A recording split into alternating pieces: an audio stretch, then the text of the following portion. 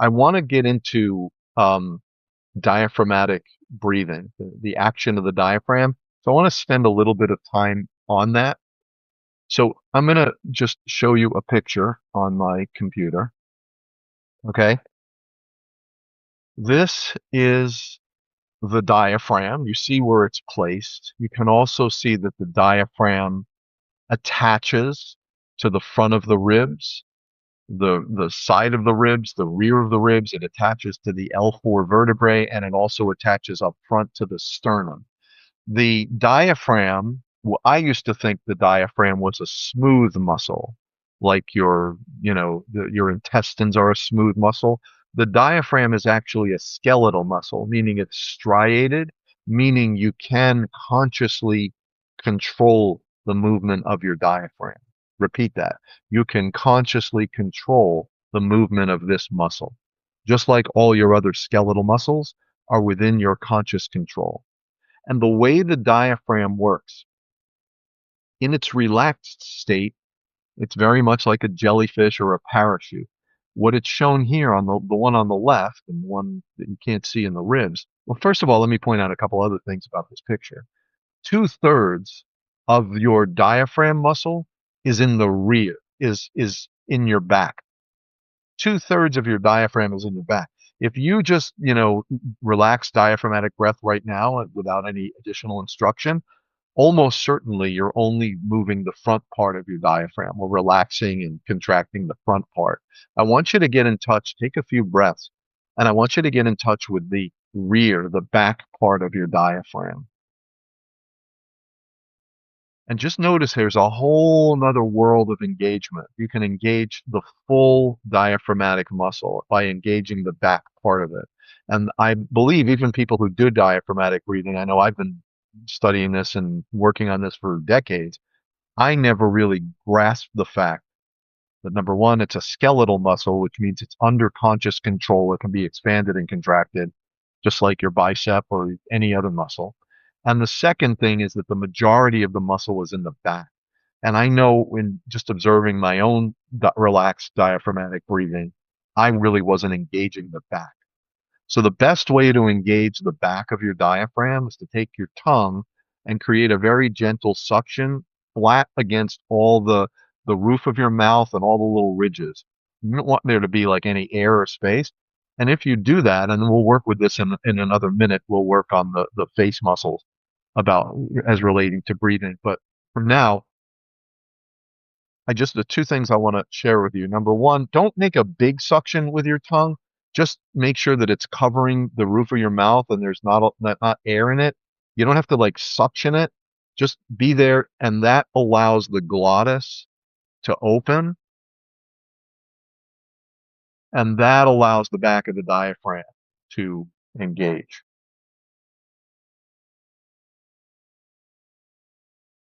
The second thing I want you to notice is when you stand up in soldier posture, you're sitting. But if you're sitting in soldier posture, with your everything erect and your head up and your shoulder blades not leaning forward but pinched back ever so slightly. So when you're in, super posture mode, you can't engage the back of your diaphragm. But if you experiment with this, like you're in super posture mode, just break that posture ever so slightly.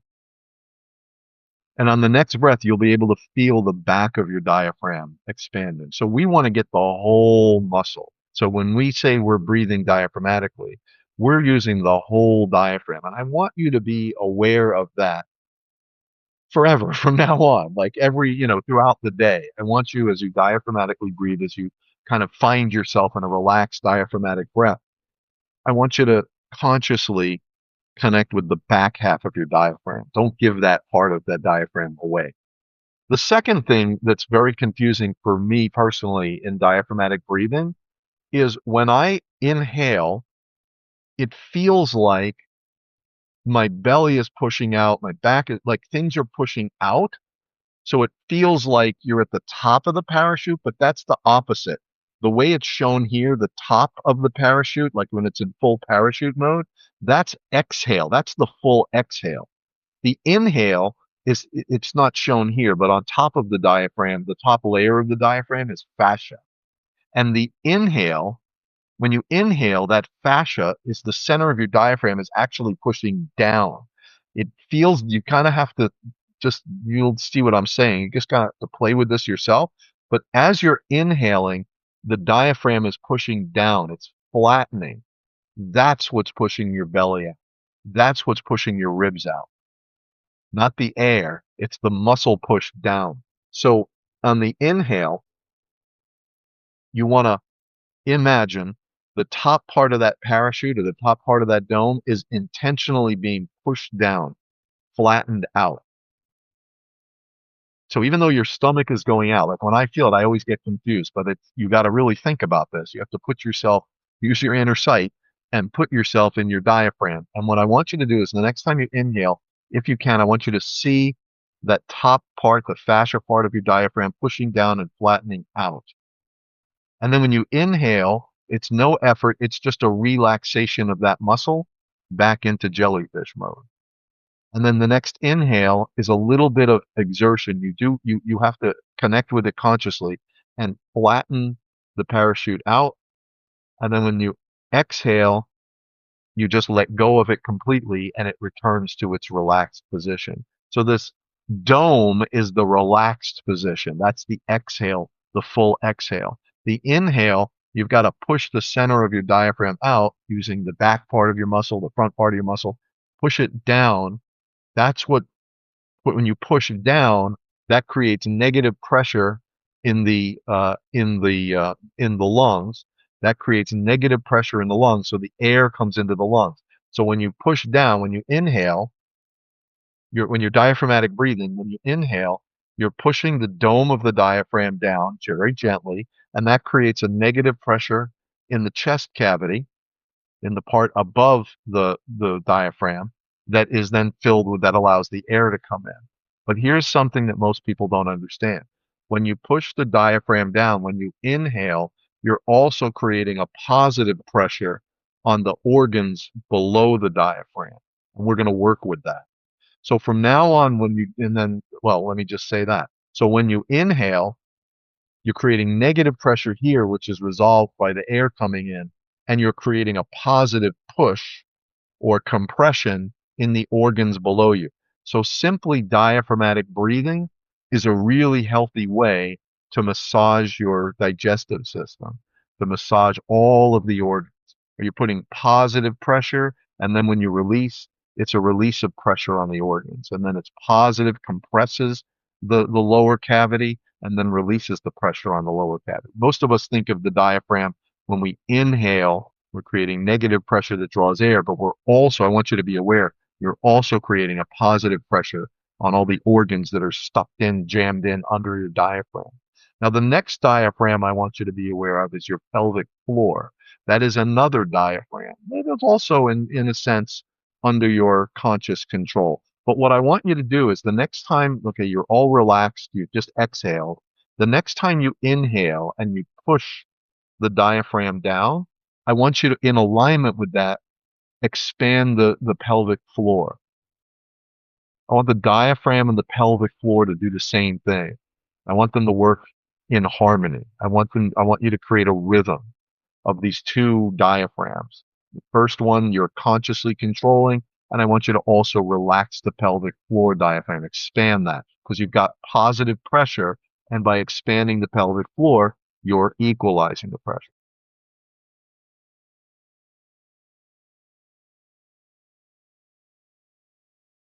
I want you to do 5 or 6 breaths like that. Now, to carry this further, when you expand the pelvic floor, as you push the diaphragm down and you expand or push down your pelvic floor, you're also creating positive pressure on the tissue in your legs. So you can also, as you breathe in, you're pushing the dome of your diaphragm down intentionally, pushing it down. You're expanding your pelvic floor, and you also can feel the pressure building all the way down to your toes, ever so slightly. This is something you have to kind of feel for with practice.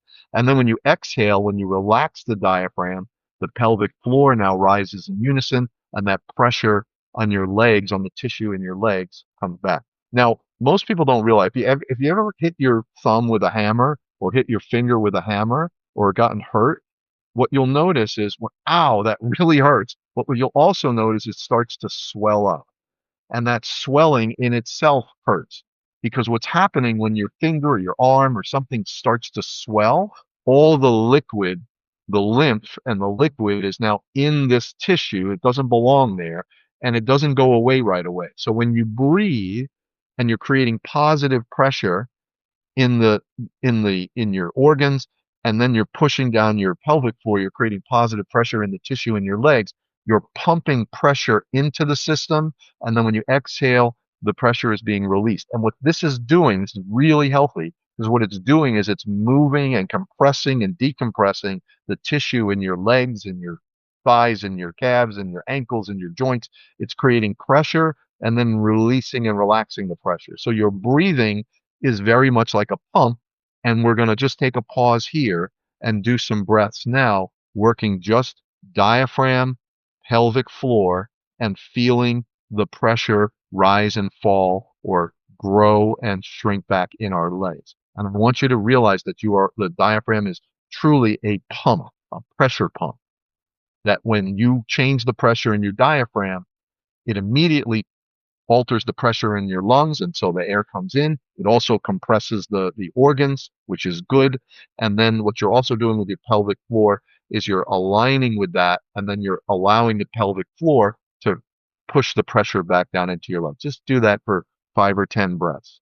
It's a new experience, and I honestly always feel like every time I inhale, I feel like I'm inhaling and the jellyfish is going up, but it's the opposite. When you inhale, you've got to kind of get to this cadence where you feel the jellyfish pushing down, the diaphragmatic, the top of the diaphragm pushing down, engage the back part of your diaphragm, the front part of your diaphragm, and just feel the pressure in your legs, ever so slight, right? It's not nothing to hurt you, ever so slight. And this breathing actually creates pressure changes, pressure differentials. Just do that for a minute.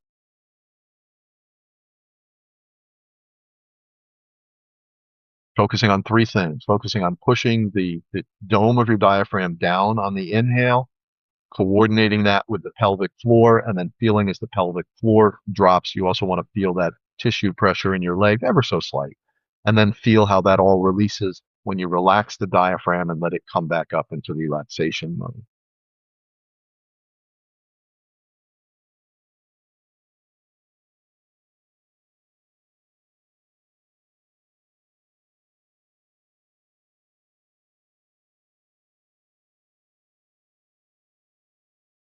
And then if you can relax just enough, try to make your inhale much longer and your exhale much slower. Try to get that jellyfish pushing down, relaxing up, your diaphragm pushing down and out, and then relaxing up and back in.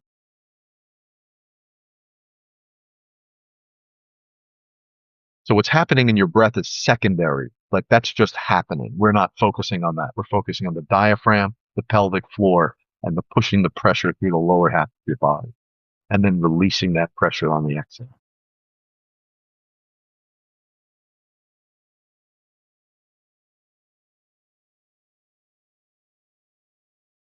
These are very, very slight pressures, but they're real and they are pushing fluid. The more you can put pressure and release pressure, pressure and release, the more this breathing mechanism becomes automatic, the more the lymph is going to be able to flow freely through your lower half of your body.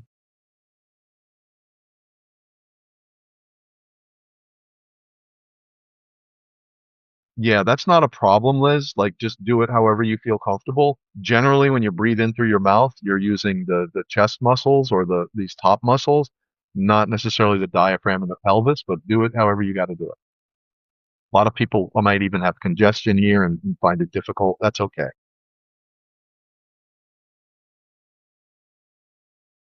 Well, as long as the breath is initiated through diaphragm engagement, that's what we're really working on here. We're trying to get muscle memory so that breathing for us becomes diaphragmatic engagement. So I'm less concerned about the nose or the mouth, more concerned that you're feeling the diaphragm and you're connecting it with the pelvic floor below, that they're in unison. And so now when you're watching television, you can be aware of your breath for several seconds, several minutes. You can be aware of your breath for, you know, get yourself down to 3 or 4 or 5 breaths per minute.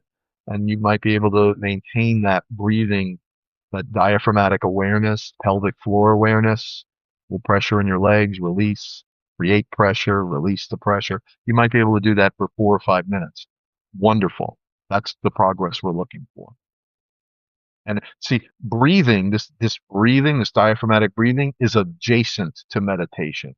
Some people make their meditation about the breath, but I believe more in guided meditations and ascension and, you know, spiritual understanding through meditation.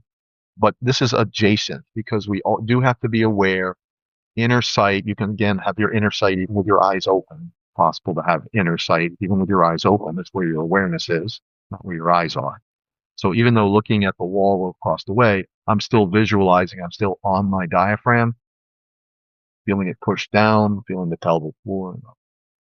So that's the first part of this. Really would make sense to stop here, but I'm going to keep going. But this is the lower half of your breath that you want to be aware of. And you want to just become a diaphragmatic breather. Just muscle memory. Do this a few times a day for a few seconds, a few minutes while you're watching TV, while you're driving.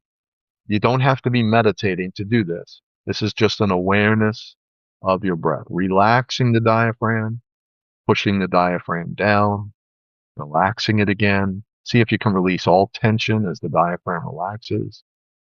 See if when you push it down, you can anchor the back part of the muscle and use the whole diaphragm to push the middle of it down.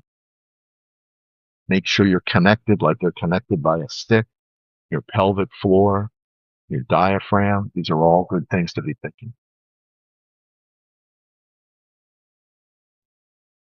So once you get that rhythm going, we're going to keep that rhythm going. We're going to do some slow diaphragmatic breaths, but I want to bring your inner awareness to a few other places that relate to the breath. So number one, obviously, when you push your diaphragm down, in other words, when you inhale and push the center of your diaphragm down, you're expanding the upper cavity. We would call it the lung cavity, but you're really expanding the whole thing. You're creating a negative pressure. So the air has to come in. Your ribs start to go out. You can start to feel these intercostal muscles, the little flat muscles that run along the ribs, that run right between the ribs. You've got a dozen of them at least. You can feel the ribs start to move. But there's another place that I want you to focus on. So I want you to imagine as you breathe in, you're pushing your diaphragm down, which creates a negative vortex, and then the air comes in to fill it. But I want you to also relax this part. So I want you to imagine on these next couple of breaths, forget the bottom half.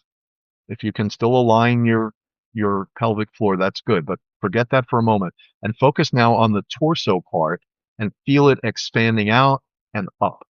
Feel it expanding out and up.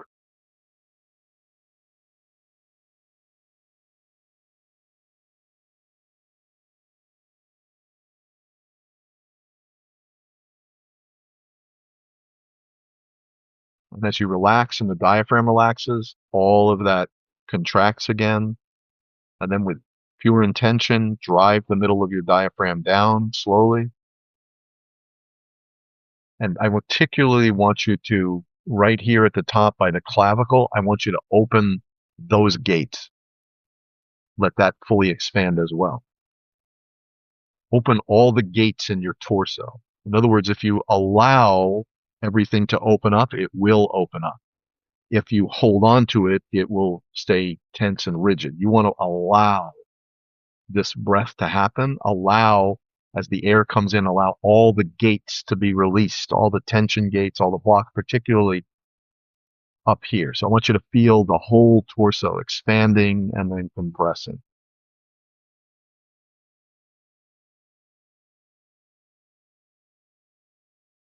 Try to go, I don't like counting, but try to go 5 or 6, 7 in, 5 or 6, 7 out. And I want you to feel what's happening to the upper part of your torso. I want you to release all the gates.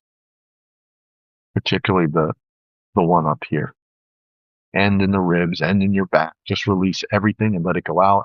Let it come back in it if you allow it to.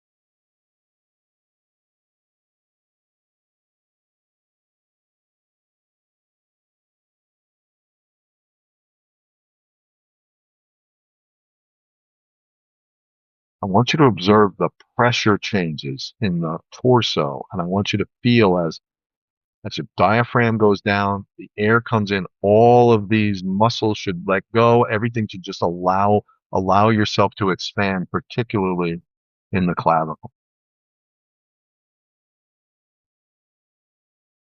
But also the ribs, the back, the front of your chest, just the sternum, just let everything expand and come back.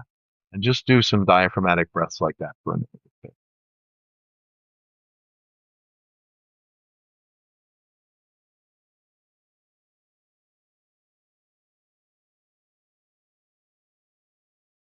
And just don't fight against the body's breath. Just allow the breath to happen, allow the expansion to happen, allow the contraction and the expansion.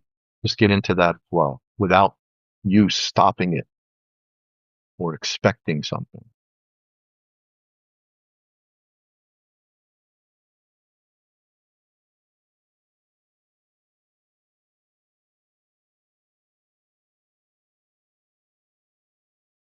So if we can do everything together now, expand your diaphragm by pushing it down, initiate the breath, keep the pelvic floor in alignment with that, and feel the full expansion flow outward of open all the gates of the upper torso. Let's do that.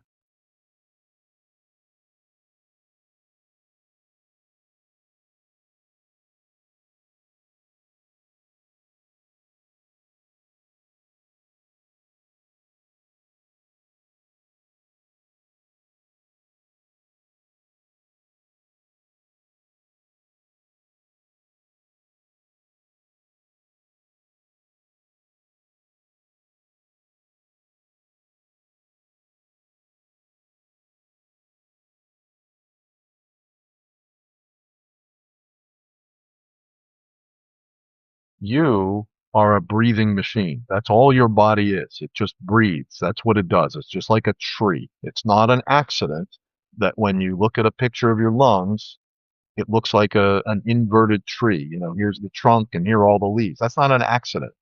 Or this is the trunk and these are the roots. It's not an accident that your inner lungs look like a tree. We're all designed from the same DNA. Like we all have the same universal design. All you really have to do to make yourself healthy is to just be a free breather. And if you start by being aware of and controlling the diaphragm, that puts all of these great things into motion. Your pelvic floor relaxes, your organs below get a beautiful massage 24 hours a day. You're expanding the lung, opening all the gates, relaxing. And it's really happens to be a coincidence or no coincidence that we just did the clearing space meditation. Because if you feel any resistance to this expansion of your upper body, that's some tension that you're still holding on to. So try to relax and release tension with every breath. 5 more breaths.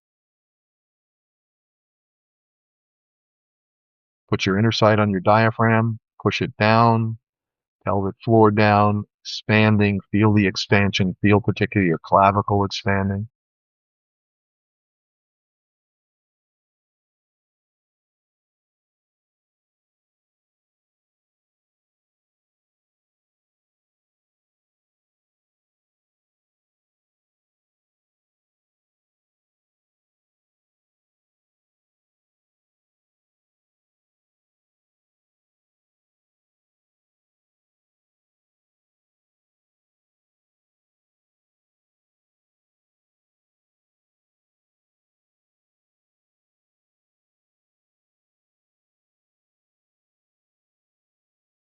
Okay.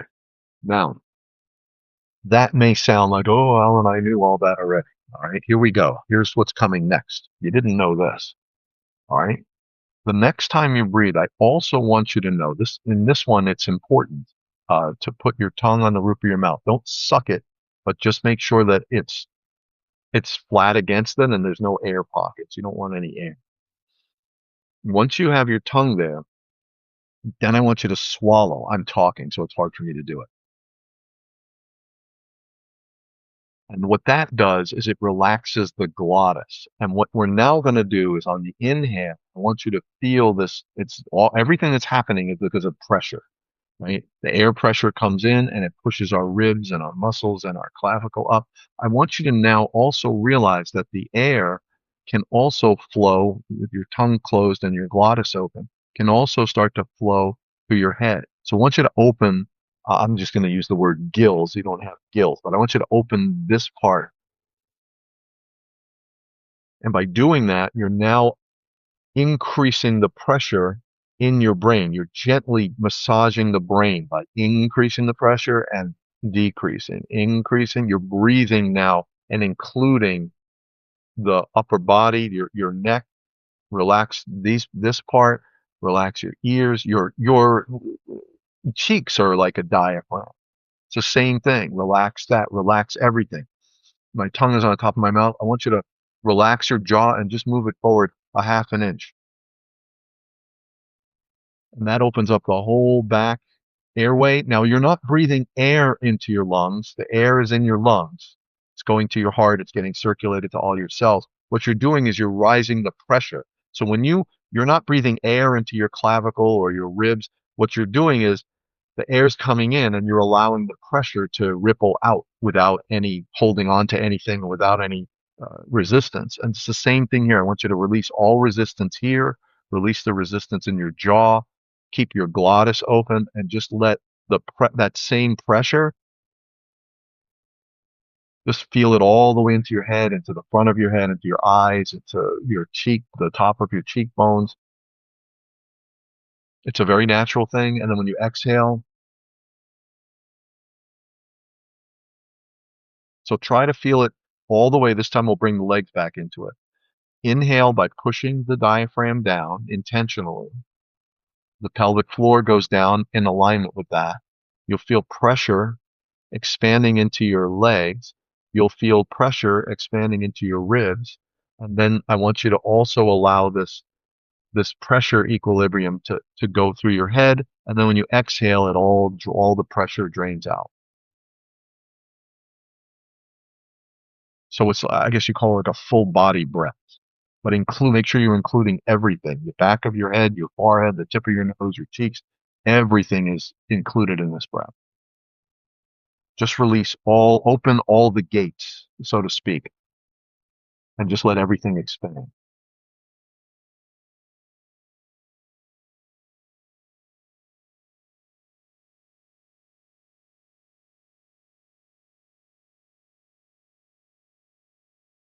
And my inner sight, just for reference, is on my diaphragm, not on everything. That's all just happening naturally, and I'm not going to allow any tension or stress to get in the way of that. I'm just rising and falling my diaphragm, and then I'm yoking my pelvic floor with that, and that's all I'm doing. But as I'm doing it, I'm just also, because I just practiced it, I'm allowing all the other gates to open.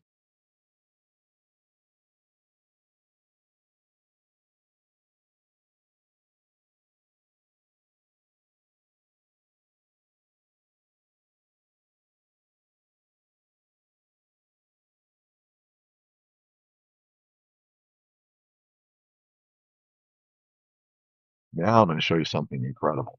All right. That was good, but this one's incredible. Okay. I want you to realize something, right? You have an ability that you don't know about. I didn't even know about this until it dawned on me a week or two ago. The next time you breathe, I want you to breathe only the left side. So you divide your body in two. You can have the ability to do this without any special instruction. The next time you breathe, I want you to only activate one side of your diaphragm. I want that pressure to go from here high pressure, keep this empty. High pressure on one side, release the pressure. Do high pressure on one side, and then release the pressure on the other side. And what you'll notice is you're then able to tip your neck over. If this is empty and this is full, you can stretch and you can do the same thing, do a whole side stretch. You can empty this entire side of your body. So I want you to learn to breathe alternately in one side, decrease the pressure, breathe in again, increase the pressure, decrease the pressure, then equalize them, then increase the pressure on the other side, decrease the pressure here, increase it again, decrease it again, and realize that you can move over just by like pressurizing one side and depressurizing the other side. Let's try it. And you don't have to close your nostrils. What I found is the nostrils will just cooperate. If I have the picture that I want to, this is my left side. I have the picture that I want to blow the left side up and shrink the right side. My breath will cooperate.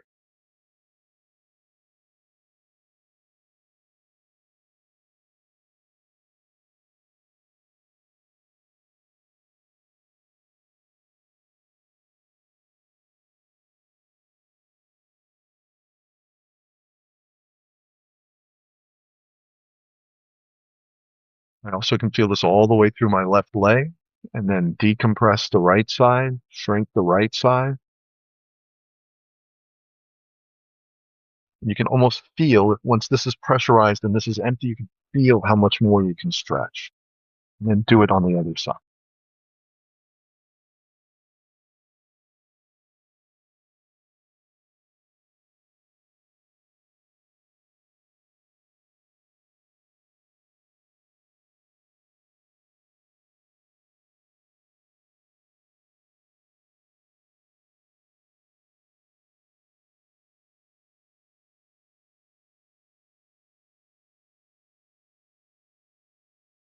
Another fun fact, you can do the same thing with the back half of your body. Expand the back half, shrink, depressurize the front half. You can keep that up. Or you could, of course, pressurize the front, depressurize the back. Lots of things you can do with conscious control with your breath. And all the while, all you should be seeing with your inner sight is your diaphragm rising, relaxing, and pushing down. Relaxing again. This is relax. This is the exhale, and then start your inhale. That's all you should be thinking about. And then your mind can actually direct the fluid pressure however you want to direct.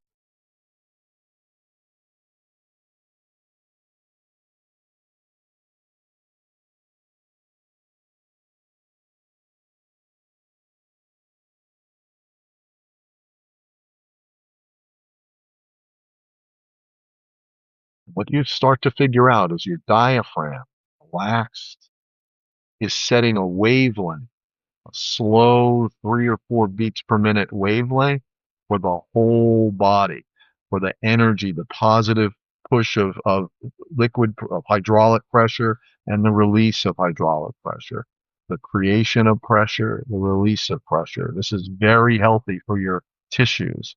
This is really healthy for your brain, creating pressure and what's happening.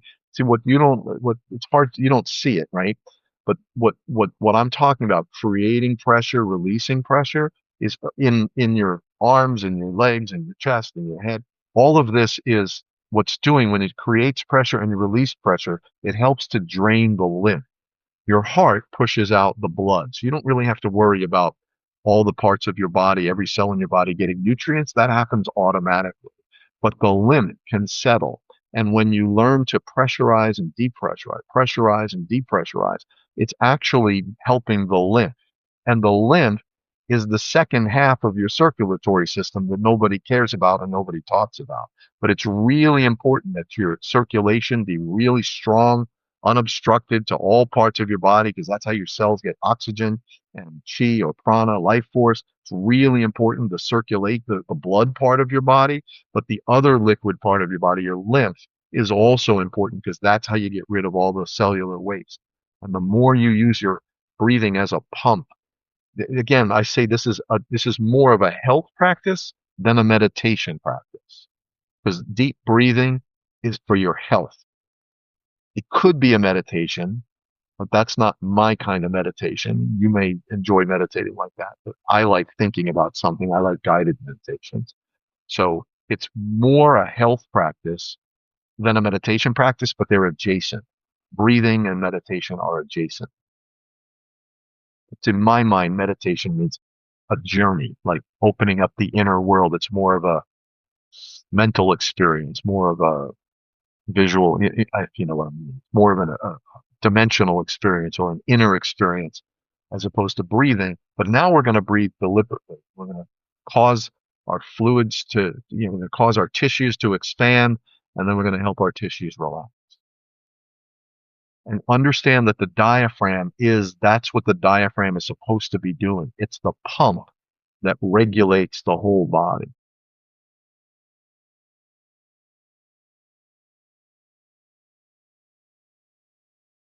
I still struggle because every time I inhale, I feel like my diaphragm's going up, but no, it's not. Every time you inhale, your diaphragm's pushing down. And that's each time I do this, like when I do this later today watching TV or something, hey, football games tonight, so tomorrow's my football day, starting tonight. So when I'm sitting there watching the football games, I have to recalibrate. I breathe. Okay, let me breathe. I feel myself breathing. I feel like, okay, I'll put the game on pause for a second. Let me breathe for 2 minutes. I have to recalibrate that when I inhale, my diaphragm's going down. So that's why your inner sight is really important. You have to activate your inner sight and make sure that you are in line with what's really happening, not what you imagine is happening. That should give you more than enough. If you were taking notes, that's more than enough notes, more than enough things to think about for your breathing. This is a health practice, and you, over the long term, are going to become more and more of a relaxed, diaphragmatic, in sync, synchronized. Your whole body is synchronized, working together from a health perspective. So that's what I wanted to share with you guys. I always seem to come right about an hour. Interesting. So that's what I wanted to share. Any thoughts, comments? Liz, thank you. It is free, 100%. And you can do it anywhere. You can do it while you're driving. You can do it while you're watching TV. You can do it while you're meditating. It can be part of your morning routine. And it's different than what I have explained earlier, which is deep breathing. Deep breathing, and let's talk about that for a second, because deep breathing is a two-part breath. Deep breathing only has one goal: to take every last ounce of oxygen and chi and prana from the air outside and put it inside where it belongs so it can circulate. All that fuel, oxygen and the prana can circulate into your cells, right? So deep breathing is two parts: diaphragm, and then through the mouth and expanding the rib. Hold it for a few heartbeats. I hold my deep breathing for about 10, 15 seconds, and then pushing the ribs and the diaphragm together to get everything out. And then diaphragm, ribs. That's deep breathing, which is different than this gentle, natural, rhythmic. Just this is your daily, every breath breathing. And you want to, over time, your goal is, instead of breathing, say, 11 or 9 breaths a minute, you want to get down to 4 or 3 breaths a minute, especially when you're concentrating on your inner sight, on your diaphragm. Get this jellyfish to be nice and calm, relaxed. 8, 9, 10 seconds out, 8, 9, 10 seconds back, and now all of a sudden you're breathing 3 or 4 times a minute instead of chest breathing without any diaphragmatic involvement. You're breathing more rapidly and more shallowly. So again, that's all I wanted to share. Thank you all so much. I love you all. I can't tell you how much your presence here means, and I'm really, really happy. We are launching something really, it's not just good, it's important. Like the work that we're doing, these timelines that we're working on, these higher dimensional ways of thinking are really, really important. So you're part of it, and we need all of you. So thank you all for being here, and everyone have a great weekend, and I'll see hopefully a lot of you on Sunday morning. Everyone take care.